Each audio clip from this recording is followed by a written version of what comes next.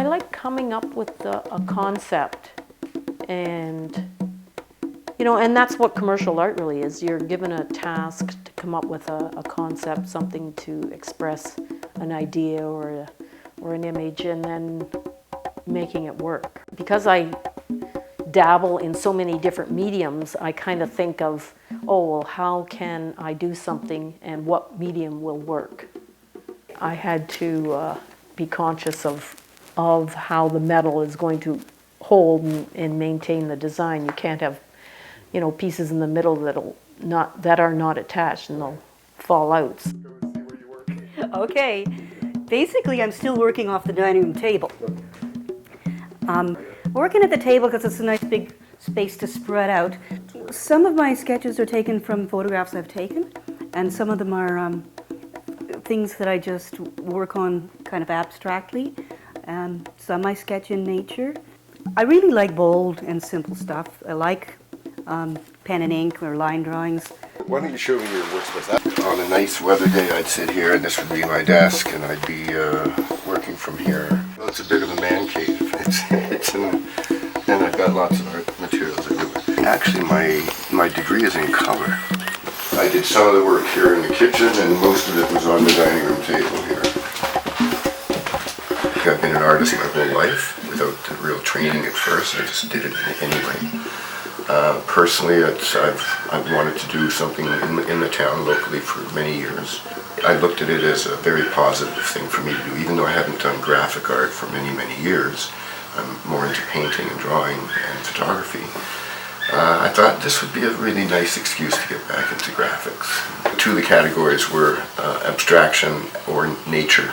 And since I've been doing a lot of nature photography, so the ones I chose were the deer and a heron sitting in a pond, and I drive past a heron almost every day in Cannington.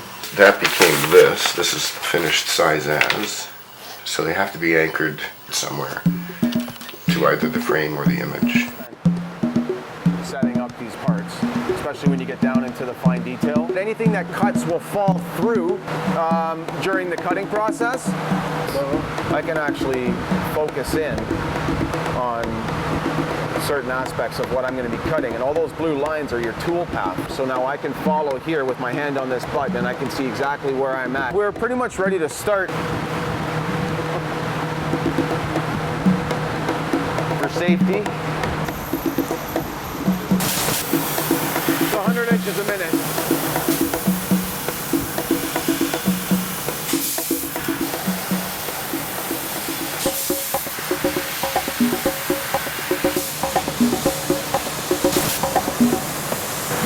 Never loses 1 millimeter distance between the part and the cutting head, okay?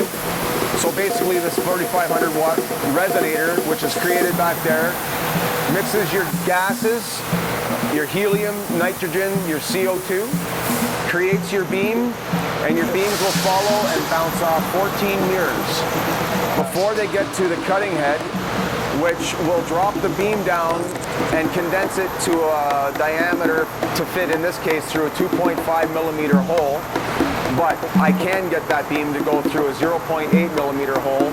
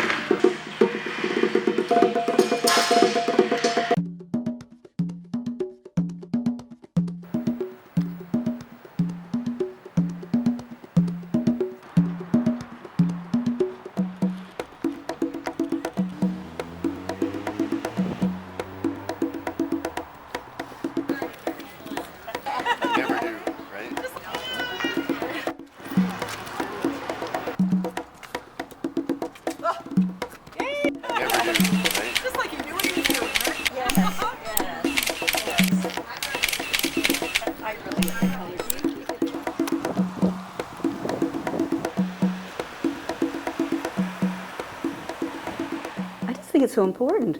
You know, when you have an arts community that's really engaged, it brings people in, and then kids feel that they can get involved as well, and they feel empowered, and they find if they have, you know, if they want to go in that direction, they have encouragement. Like, people appreciate things that are beautiful or interesting around them, and art can certainly do that for people. And having things out that people just enjoy on a daily basis, I think it makes you appreciate life.